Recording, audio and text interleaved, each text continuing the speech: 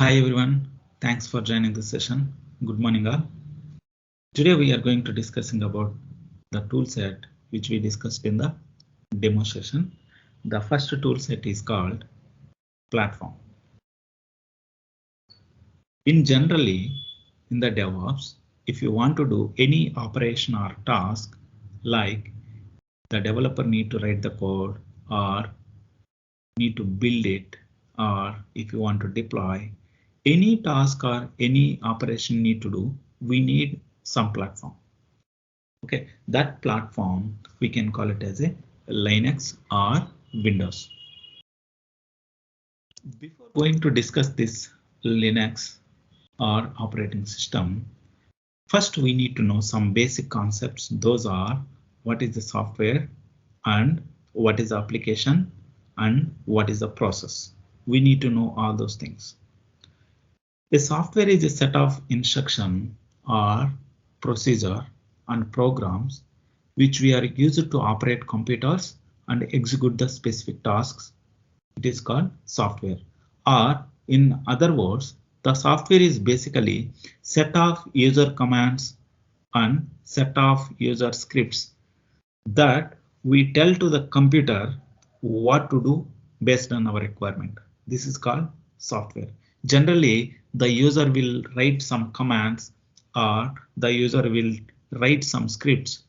Those scripts the user can align based on his requirement and he can tell to that computer how he need the execution. That is what the software will perform. Okay. The software basically classified into two types. They are application software and system software. What is an application software?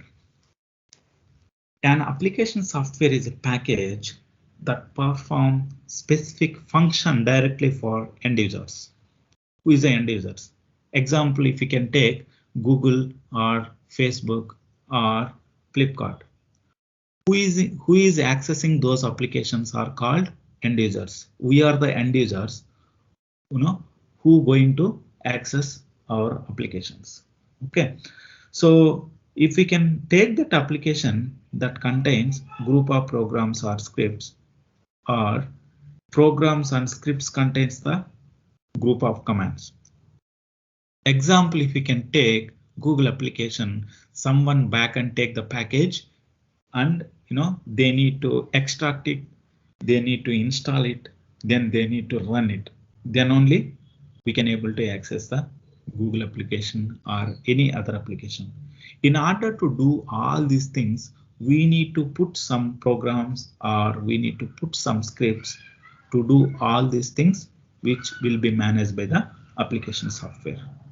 So databases or any WhatsApp, Facebooks, all comes under the software only. Next, what is the system software? In the system software consists of programs and instructions which we can use to manage the resource and functions of the particular server or particular computer, such as processing, such as communication or disk related things, disk cleanup, disk segregation, disk assigns, all those things comes under the system software.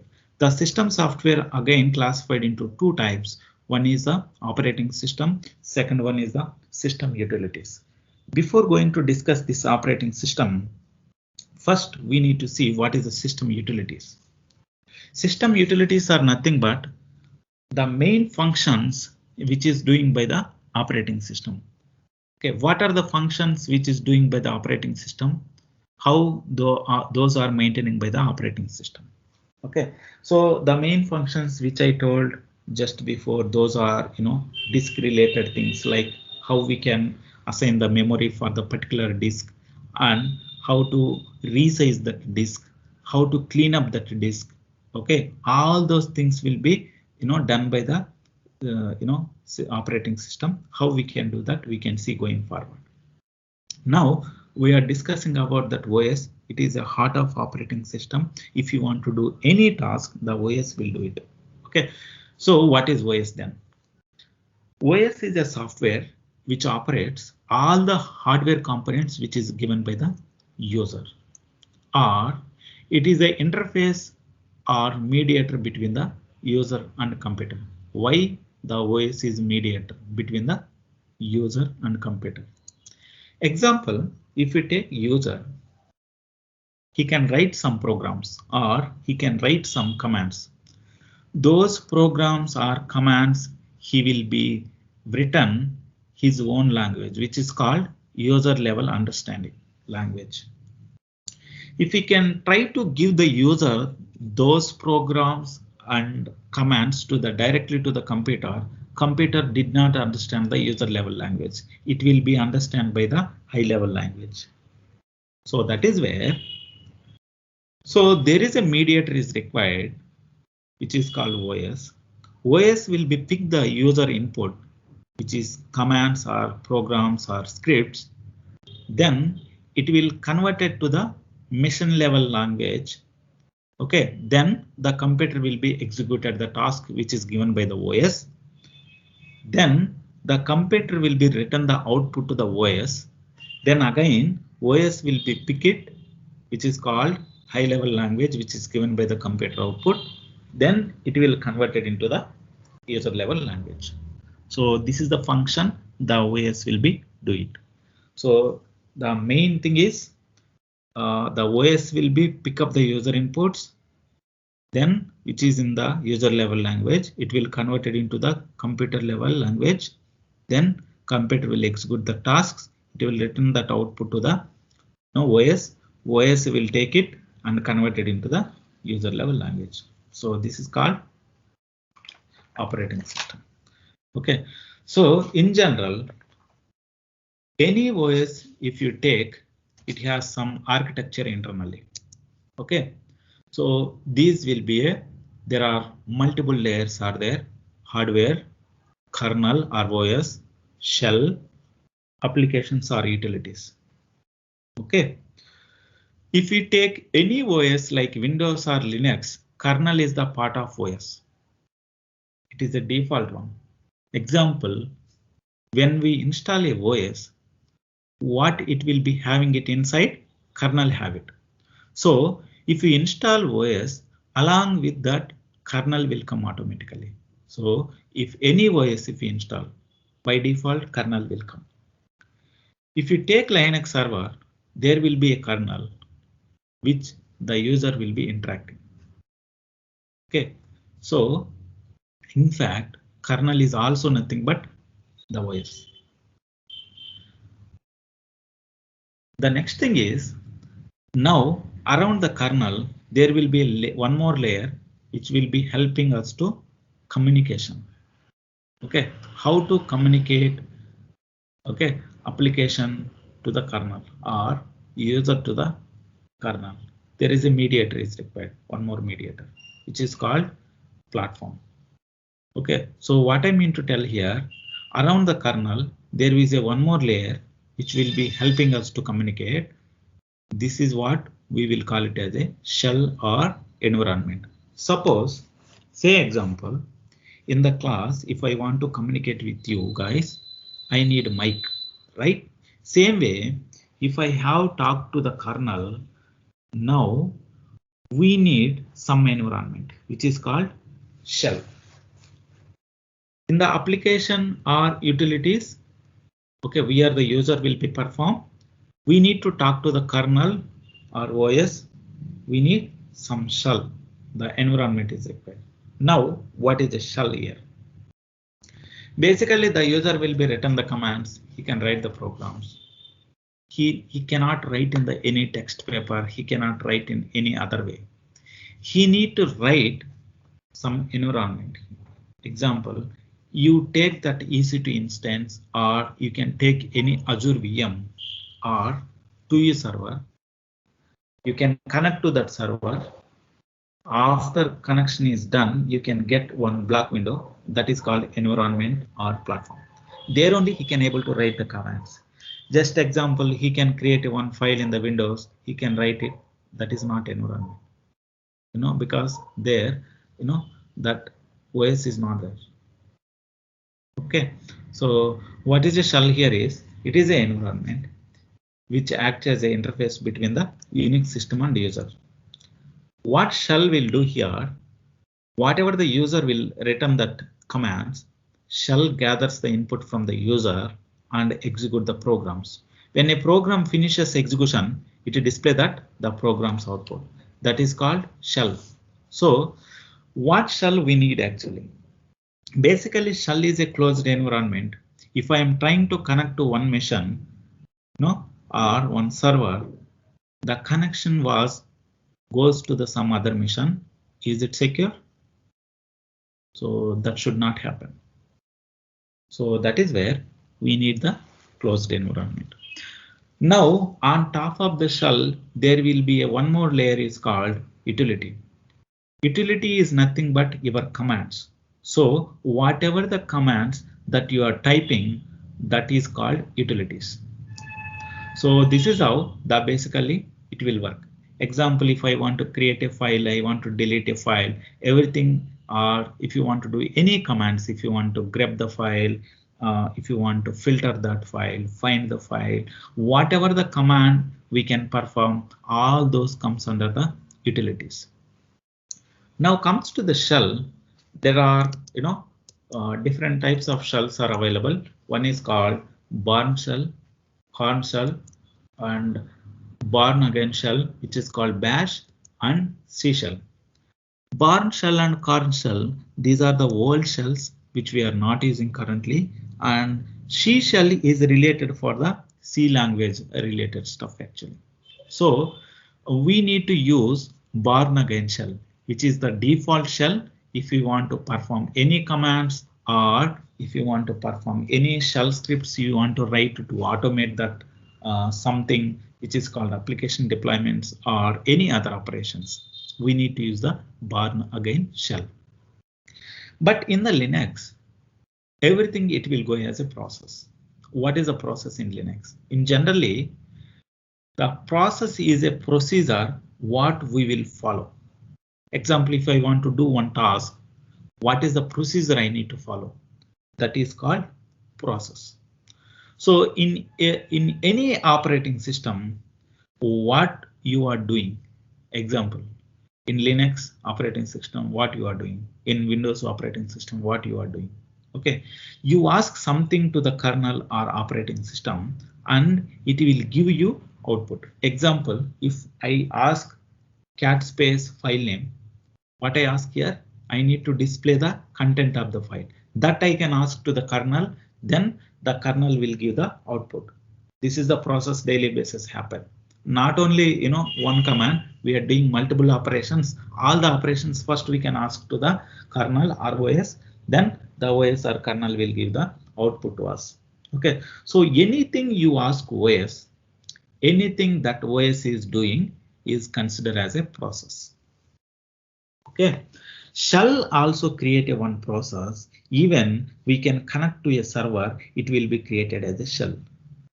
Example, go to that Amazon server, or in cloud environments, we can launch one EC2 server, or we can launch one VM from the Azure, and we need to connect to them. We need some software that is called putty, or we need some tool that is called putty, mputty, or we can connect from the git bash.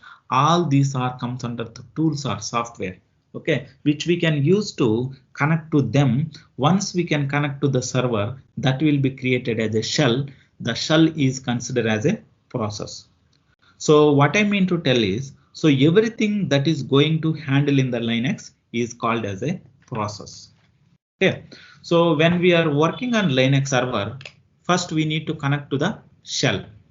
Internally, that is a process, and every process will have a unique ID, which is called process ID.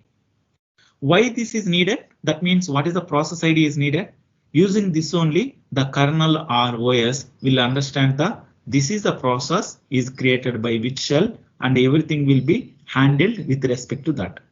Example, if I created a one file, example, touch space Venkat I have created. Okay, so I can kept some content. So once I created this file, that will be created as a process. That means the kernel or OS will be tracking. If some other user trying to create the same file, that state that the file is already available, the directory is available already. That's what the message other user will get it. So what I mean to tell is we cannot duplicate the file names and directory names. Why? Because all these things will be recorded by the kernel. So that is where the kernel will be tracking what is happening, who created that task or processes, from which terminal it will be created. Terminal means it's a command prompt. Okay, and it will be created, who will be created, at what time he will be created or initiated. Everything should be tracking by the kernel. So here finally what I mean to tell is, if the user create any task, that will be comes under the process. Each process contains the process ID, which is called unique process ID. We cannot make a duplications of files or directories, and each process ID will be tracking by the kernel. Okay, all the user commands comes under the process, all the processes which is tracking by the kernel. So kernel is the operating system which will becomes by default when we install the OS. So if we can do any command, that will be tracking by the kernel. That is what the architecture of the kernel utilities, and even we can call it as this hardware. So shell is an environment. If you want to write any command, we need an environment which is called shell, and kernel is the operating system.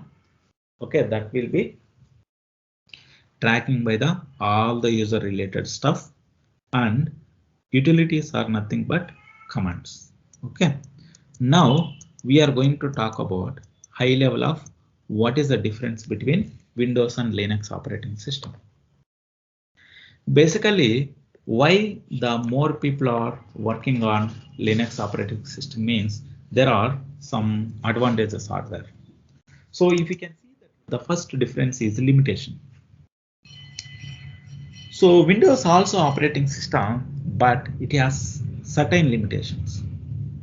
Those are, in Windows operating system, at any point of time, only single user can work. If other users trying to log in, and it will be log out first user. So that means multiple users cannot able to work in Windows operating system at any time or at a time. So this is the one of the major problem. If we can go to any organizations, it has huge servers like RAM and ROM. So if one user can work, then there is a huge loss. Example, if we can buy one server, we can we can kept lakhs of investments. Okay, if one user will work for entire day, then there is a loss, correct or not? So that is the reason. So here in Windows, we cannot able to work the multiple users at a time. When it comes to that Linux, okay, it is a open source and it is a user friendly. Even here we can able to customize it. Multiple users can able to log in at a time. Multiple users can able to execute the tasks at a time. All the tasks will be tracking by the operating system. You don't bother about that. Who created, who deleted, everything will be monitored. When it comes to that security, okay, in most of the time we can see in that Windows, okay, so there will be a virus attacks, Trojan will happen. So that is where, so Linux is a less security. When it comes to that Linux, there is a security is very secure. We can't see that virus attacks in the Linux. Example, here we can able to file level security, port level security, server level security, application level security. For each layer, we are going to apply the security in the Linux operating system. And even we can comes to that Linux operating system, that is called CLI, command line interface. All the activities here we can perform most of the cases by using the commands only. So that is the reason we can call it as a CLI based. When comes to that Windows, most of the cases we can perform all the operations by using the graphical user interface. Okay, so these are the main differences at the high level. The first thing is limitation. Multiple users cannot able to work in that Windows operating system. We are investing a lot of resources. Then if one user can work on entire day or 2 days, so then there is a huge loss occur. And even when comes to the security, there is a less security than in the Windows. But whereas in the Linux, for each layer there is a security. And the next thing is the Linux will be supported most of the cases for the CLI based. It will be supported GUI based also, but we are not preferred that one. But in Windows it is not user friendly, where it will be used for that GUI model actually. So these are the main important things. Okay, so and apart from that, okay, in the Unix, what are the flavors are available? The first in the Linux, which is called Unix. Then from Unix they started to create a new OS which is called Linux. Those are Fedora, Solaris, or CentOS, Ubuntu, Red Hat. All these flavors we used to perform the commands to do some operations. So going forward, we'll see what is the file system in the Linux, the continuation topic of this class, and what are that partitions are available, what is the use of the partition. After that we can discuss some SDLC. We discussed in the demo actually what is the SDLC. And SDLC is a how we are going to develop our application, how we are going to release our application. All those things we can talk about the SDLC. Okay, and apart from that, once that is done, I can show you commands and how to create file, how to basic commands of file related commands, filter related commands, what are the commands it will be useful for us. All those commands I will show you. So today we can wind up this call. If any doubts or questions, can you please raise, or you can comment in the channel. Please watch my channel. If any topic is required, please put the comment and let me know. Thank you very much.